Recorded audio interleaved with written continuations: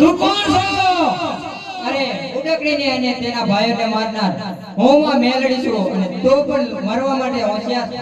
હે મેલડી, તો લડવા માટે હોશિયાર.